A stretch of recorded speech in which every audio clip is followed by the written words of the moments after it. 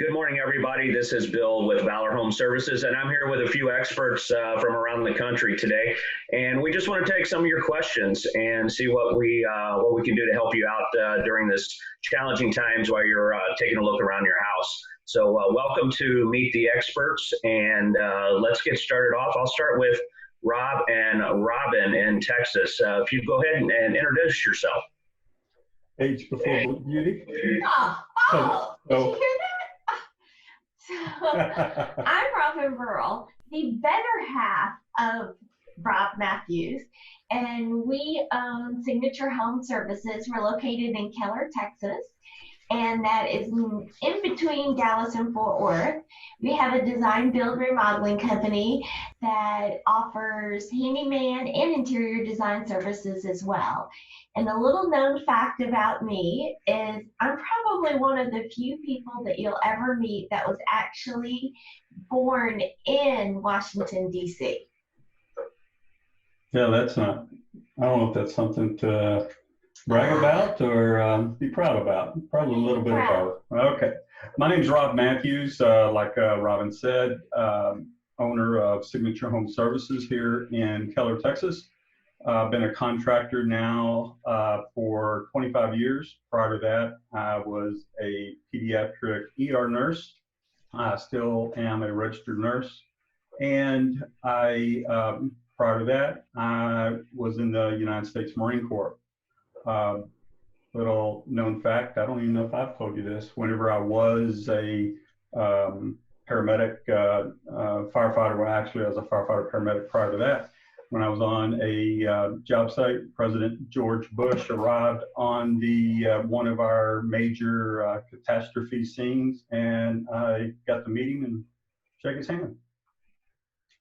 Very nice. And I assume that's George W. Bush? Yep, the younger one. Fantastic.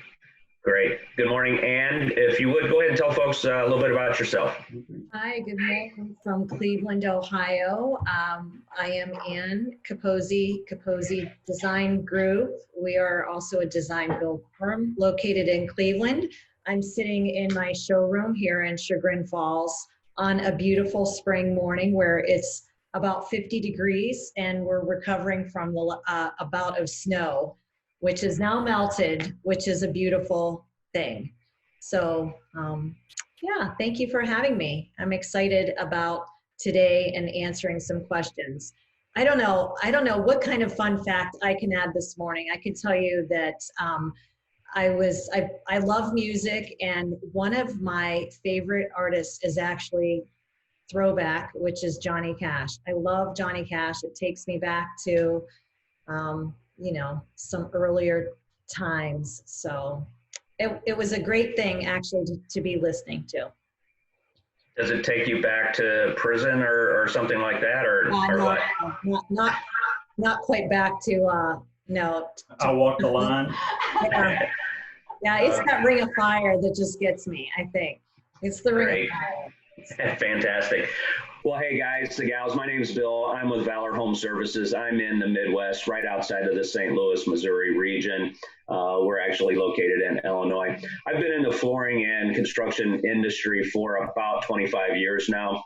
And for about the same amount of time, I actually was in the military, served 5 years active duty, flying around the world on AWACS planes, and then spent another 21 or 22 years in the Missouri Air National Guard. I retired as a chief master sergeant, so I like to tell my clients I know how to give an order and I know how to take an order. So that's something really nice. And I guess one of the things that a story, if you will, about me that you may not know is in one of our visits to Thailand, we actually, a few of us took a few elephant rides up into the Buddhist mountains where they were doing some of their meditation and their religious meditation, I guess, if you will. And that was a pretty interesting trip up through the mountains on elephants for a bunch of American airmen and soldiers. So that was kind of an interesting story. So today, it's kind of a free flow how we work this program. It's questions that come in from different folks. So we may get down on a topic, and I'll try to guide it through so we can get as many questions as we can in today. If I could, I'd like to start with Rob. We had a question that came in.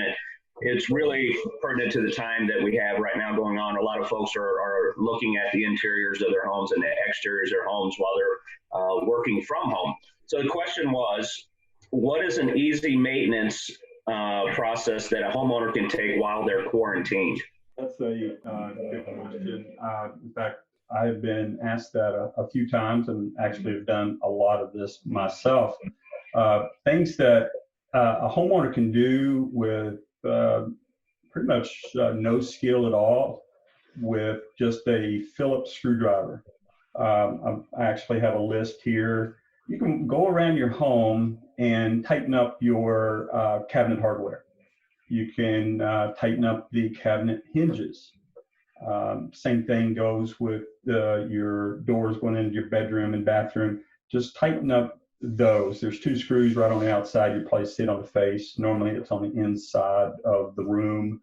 Because what happens is if it remains loose and those metal parts are rubbing against metal on metal, and that's what happens when they get loose, it can start to cause damage. And then it gets to the point where you have to replace it versus just repair it. So just a few tweaks of those. You can also, while you're there, you can tighten up the door hinges, just half turn of each one of the screws. And that's what you can do with just a Phillips screwdriver. And then on the safety side, without a Phillips or any tools whatsoever, just change your smoke detector and carbon monoxide detector batteries while you're home. So there's a few things. Yeah, those are simple things that sometimes we overlook, even if we're in the industry, of just, hey, grab that one simple tool right out of the toolbox. Great advice there, Rob. So the second question I have here is actually for Ann. And one of our listeners asked, what are some of the best sink materials for a kitchen? That's a great question. I feel like we have a lot of clients today that are using stainless steel because stainless steel is obviously something that holds up really, really well. It can scratch, but you can really buff that out, and that is part of the patina. Stainless steel does come in many different grades, so it can be thick, where it's around 16 gauge, and then it gets progressively thinner to around 22 gauge. So those sinks that are thin, they're going to sound very tinny. You're going to hear more. They're going to scratch easier, and the stainless steel just isn't as high of a quality. It doesn't look quite as nice as well. The sink, one of the other sink options that we use a lot is a composite, a granite composite. There are several brands on the market, and that's the #1 seller for us, would be a granite composite sink. I tell my clients those are really the workhorse in the kitchen, because these sinks are usually composed of about 80% granite and 20% binders and man-made materials. And the sinks are available in many different colors and styles, and those are changing very rapidly as well, which is really, really nice. So there's a lot to offer in the composite sinks, but you really cannot stain them. You cannot, if you scratch them, you can literally take the scratch out very, very easily. They're also, of course, then really resistant to holding germs. They're very easy to clean just with a soft scrub. So they're really low maintenance, I think they're a great value when looking at renovating your kitchen. Yeah, and one of the questions that I have personally is, with everyone wanting sinks and countertops to be seamless, kind of all built into one, does it matter which sink? Is there a better sink or material that fits better with that? Today, most manufacturers are offering what you're referring to, which is an undermount sink. There is such a thing as an integrated bowl, which you can get in a solid surface material like Corian or other solid surface products. But what you're really talking about is a sink that undermounts. So there's a countertop that lifts over the sink. And really every manufacturer is offering undermounts, and that's probably 99.9% of what we do, especially in kitchens. Once in a while, we will do a sink application where it's self-rimming, so it actually sits on top of the countertop in a bathroom. But even that is very, very rare today.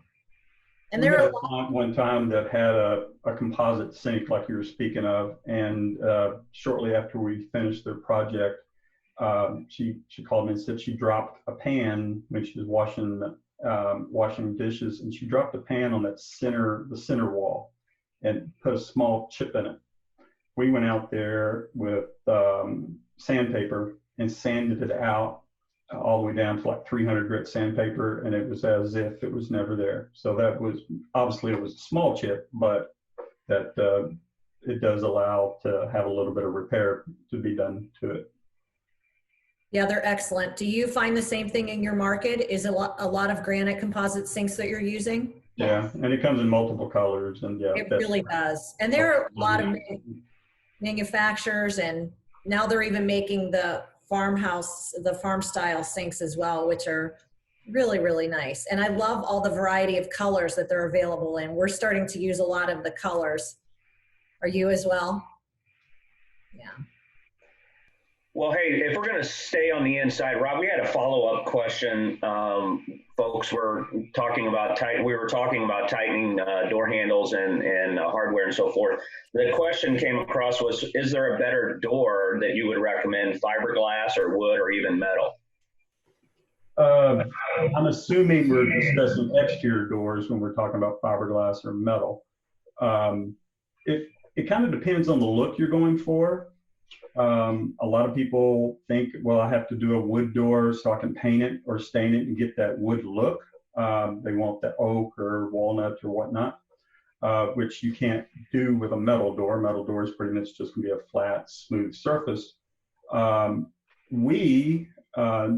we do down here a lot is you use a lot of fiberglass doors. Fiberglass doors will come in, just like everything, lots of different levels, price levels.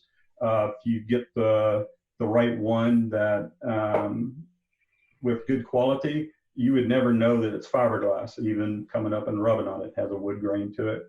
And they're great for when you get that afternoon sun, especially here in Texas, facing west. It holds up to the sun, the weather, it's not going to rot at the bottom, and it's a really good product to use. And you can stain the outside and paint the inside. So it's a very rugged and very nice door. Doors that say you're going from the laundry room into the garage, where they're kind of, especially on the garage side, they may get hit, or the kids are playing out there. We'll usually use like a steel door, and you can still get it to look like an interior door with all the panels and whatnot, but it would be a steel door. So I try to avoid any wood doors leading to the exterior, just for maintenance and the keeping the weather off of it. Yeah, up here, I think code, you have to have what they call fire door. So we have to have the metal door there, along with some other things for fireproofing and so forth on the interior of a garage and so forth. That's really good. Robin, I have a question here for you, actually.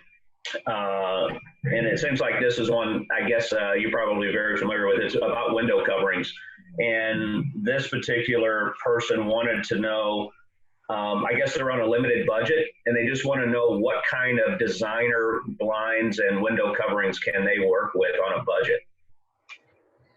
So let's just talk something super easy where you're not going to have to do a lot of, I guess, measuring, something you could go and pick up at Bed Bath & Beyond or, big box stores. Big box stores. So I would start, first of all, with a really nice curtain rod.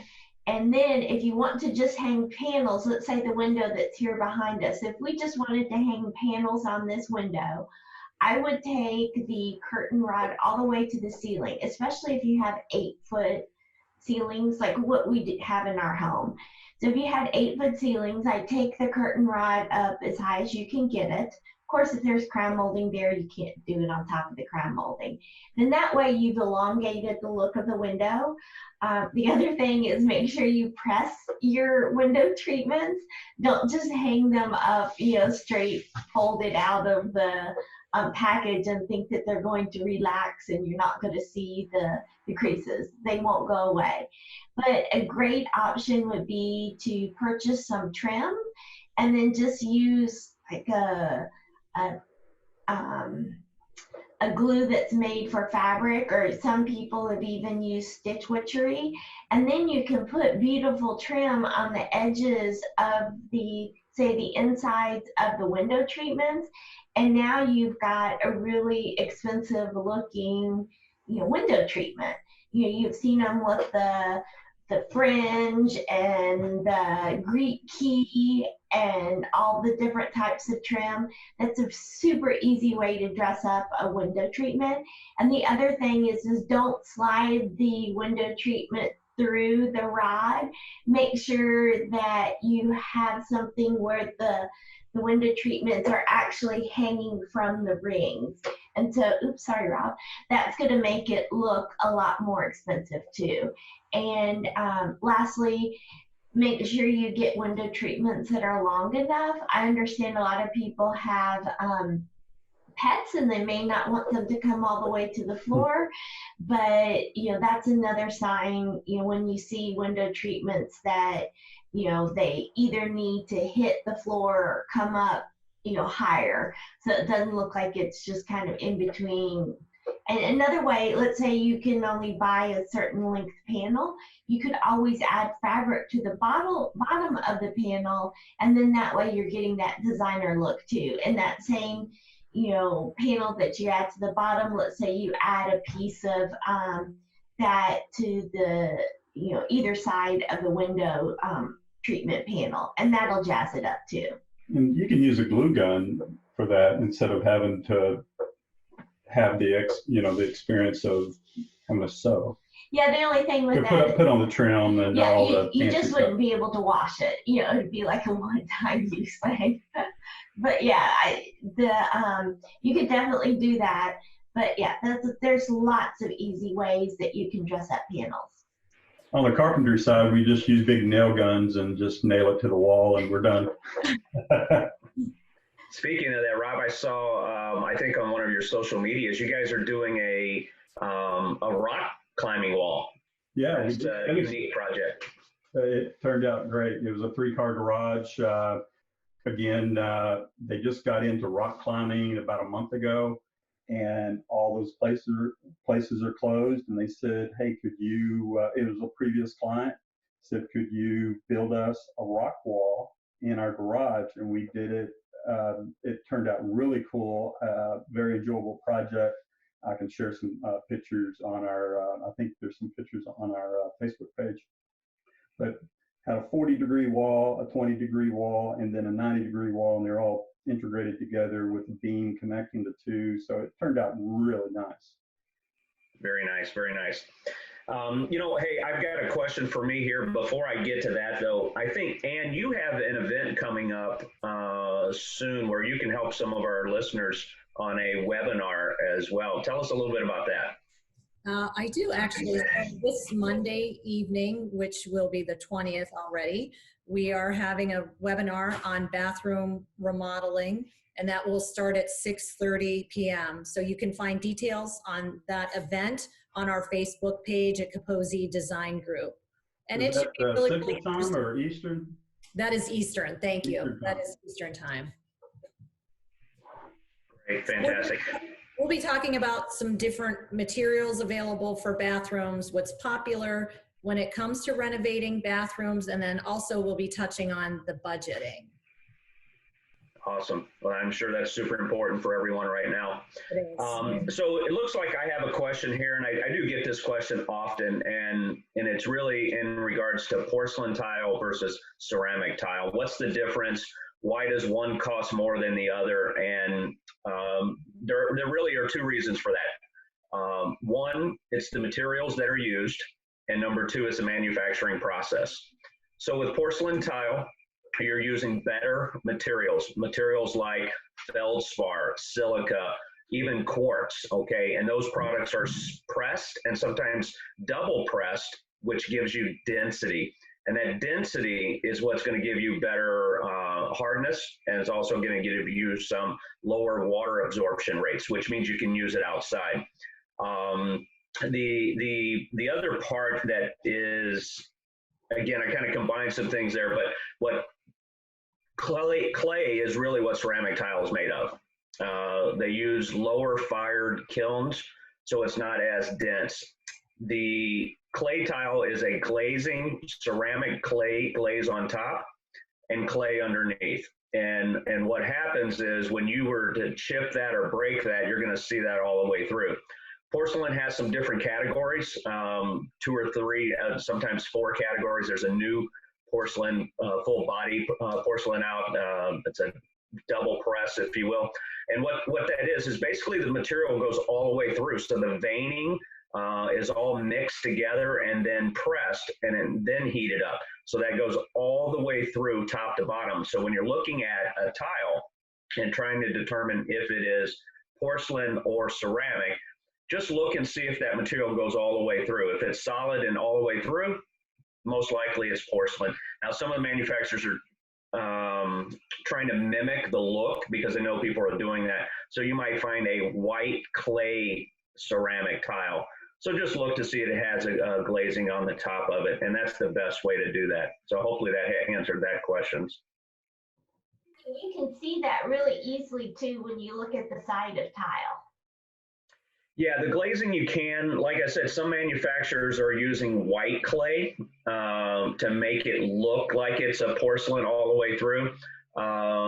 So usually you can tell, again, if you look at the water absorption number, you look at the hardness coefficient and look for that glazing on top. That's usually a pretty good indication of what it is. And then, of course, budget goes. Most porcelain tiles are going to be more on the more expensive side, just because of the simple fact of, again, 2 things, right? The materials that are used.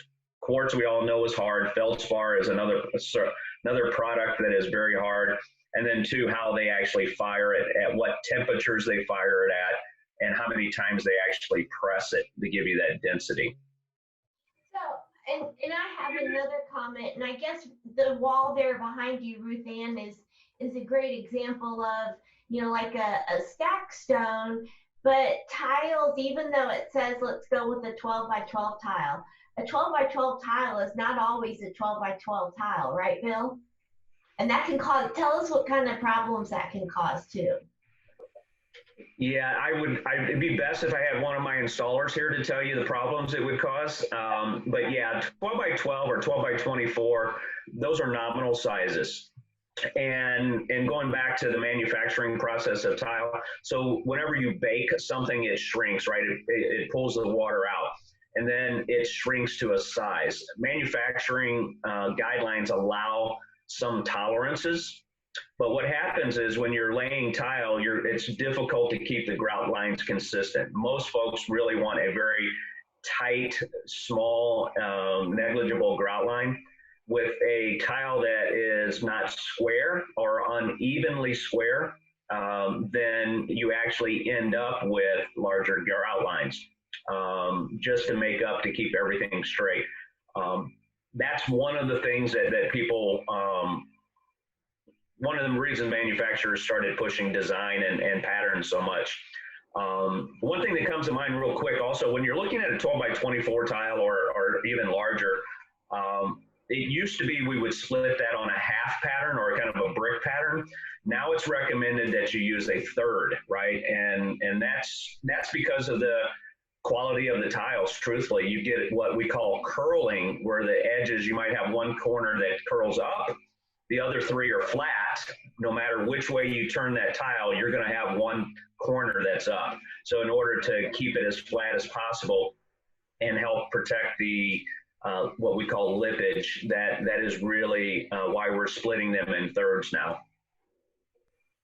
I think that's a really good point to make. Obviously, we're seeing the same thing as well here. Really, we're working in thirds. And then also speaking to the fact that, as we were talking about, dimensionally, things, because it says it's a 3x12, it may not be. And I think you have to be really careful, even when you have mosaics. I don't know if you all have found this yet, but even mosaics mounted on a sheet, right, that you should be able to just install.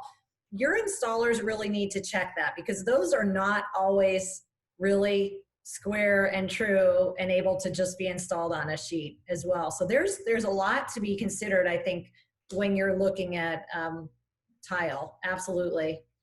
Yeah, we had a project this week where we were going to do a 12x24 on a brick pattern, and it was going to be unpolished, polished, unpolished, polished. And it ended up that the unpolished tiles were 1/8 of an inch smaller, width-wise than the polished tiles were. And so we had to completely ditch the unpolished, and we went completely with the polished tiles. It was really sad, because it was that to me was really going to knock that shower. I mean, it's still going to be a beautiful shower, but it really would have given it some depth, since it's all solid. And this was a tile from the same manufacturer, same exact tile, same color, just matte versus polished. That's all, the only difference there was. Yeah. Yeah, 1/8 of an inch is quite a bit. Normally, I would say if you're off a little bit, it could be in the drying or the kiln drying process when they actually bake it. Again, inconsistent temperatures will cause some of that shrinkage to be different amount of water versus feldspar or quartz. Robin, I have a real quick question. We're about 5 minutes here, and I want to make sure everyone has a chance to let our listeners and viewers know how to reach us. But when you're working with a tile or even a natural product that has veining in it, what do you recommend as far as how that pattern lays out? Do you like to see those veins all run in the same direction as it would be in a mountain? Or do you like to see it quarter turned? What's the best way to really decide which way you want to see that? I think it's up to the individual person. That depends on tile or countertops. Right. So if, I would, and you can chime in on this too, since you're the countertop expert, but I think some of the times I'll go into homes and you'll see where it's a countertop that has a lot of veining that's running across the countertop. And then let's say they, especially in a bathroom, they put in a 4-inch or 6-inch backsplash. Well, all of a sudden that backsplash, the veining goes like up the wall instead of following the countertop. And I guess since I've been in the industry so long, I notice that, but homeowners don't typically notice that. And to me, that's not a good install. And I think it's the same too, and when you get to corners, in a kitchen or a bathroom where that veining doesn't match up. Otherwise, I think it's just personal preference, don't you?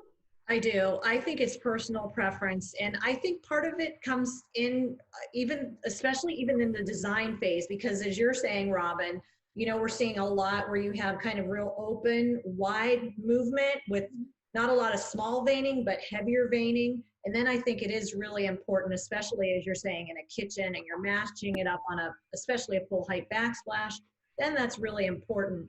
But I think there's a lot in the details, and it's really important to include the homeowner, because they have a vision in their mind, and we want to make sure that what we're providing really matches with what their expectation is. So I agree with you. It's really, really important to make sure that there's great communication and they have a visual and an understanding. And I think just as you all probably find the same, our clients typically rely on us. They really have hired us for our expertise. But again, we're going to make sure that that's going to match the vision that they're looking for. And I tell my clients, this is your home. You're going to have to look at this every day. And I want you to walk in and love it.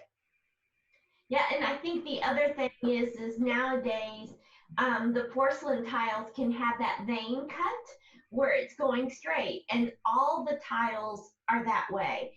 But then there are some other tiles where the vein cut may be completely opposite, and then you lay it out, and the clients are like, oh no, that's not what I want, because they've just looked at this one tile that's up there on the board in the showroom, and they're like, oh, that's perfect, that's what I want. And without looking at all of them, then suddenly they're like, oh, I didn't know it was going to do that. So I think it's just like you said, making sure up front that you know about the product and you're not just looking at one sample of it. Right. On the installation side, most tile installers do this. I know ours do, because I mandate it, but if homeowners are going to be installing tile themselves, don't pull just from one box. Don't grab one, then the next one, the next one, the next one. You should have 3 or 4 boxes open and pulling a little bit from each one and rotating them. That way you don't get a pattern going. So pull from, and I'm sure that's the same thing with wood or any type of flooring. You want to pull from multiple boxes all at once. You know, I'd like to add one thing. I think it really says so much when you look at these tile installers, right? I think we all have we've seen amazing professional tile installations, and we've seen a lot of subpar tile installations, and how important. I feel like my tile setters are very conscientious, and they really are also artistic, because they are looking at all of these pieces in a way. It really takes not only a great eye, but they're also mathematically, they really have to take a close look at things to properly execute and make an installation the best it can possibly be. I feel like tile installers are definitely, maybe we don't, I don't think the general public really has a great appreciation for what it takes to have an amazing tile installer. But as industry professionals, we know that can really make or break a project. And as you all have said, we know it even if our homeowner doesn't. But in the end product comes out 10 times better when you have a great tile installer that you're working with, because there are so many variables. Look at what this conversation has led to, and we've not even scratched the surface on tile. No. Right? You can have a great framing. You can frame a shower or a wall great, nice and straight, smooth. You can waterproof a shower, excellent. You're not going to have any leaks whatsoever. And you can have a very poor tile installation and just make the whole project look bad. I've always said you could even have a subpar framing, subpar waterproofing, hopefully not. But if you got a good tile guy, he can really make it look good. So they can really make you look good, make you look bad. Yeah. So, hey guys, we're coming up on the half hour, and I think that's a good point to kind of wrap up and talk a little bit real quickly about what we talked about today. And that is, yes, there are some things you can do yourself around the home, home maintenance and so forth. But when it comes to some of the things that you're going to really look for a return on your investment, you want something that lasts a long time, you definitely want to make sure that you bring in the folks who know what they're talking about, and truthfully, you want to ask the experts, right? So before we wrap up, just if we could, Rob and Robin, how do folks get a hold of you if they want to reach out? You can always go on our website, which is Signature Home Services. We're on Facebook. I'm on LinkedIn, also on Pinterest and Instagram. So those are just a few of the ways. Oh, House. We're on House as well. So those are some of the ways that you can reach out to us. And Ann, how about you? Yeah, so we're available on all of the social media platforms as well, but certainly you're welcome to reach out by calling us at 440-247-9496. Of course, you're going to find that if you go to our website, which is kaposidesignGroup.com. And we are active on social media, and we would look forward to talking to you if you have any further questions. And if you'd like to join in on the webinar Monday evening at 6:30 Eastern Standard Time, you can find that as well on our website and also on Facebook. Great. And you can reach Valor Home Services at valorhomeservices.com, or you can reach us on really any social media platform. And you can also contact me directly if you have any questions at 618-779-4638. Call or text me. I'll be glad to help you out. Guys, appreciate you being on the call today, and to our wonderful experts. So we'll see you guys same time next week, okay? You guys have a great weekend.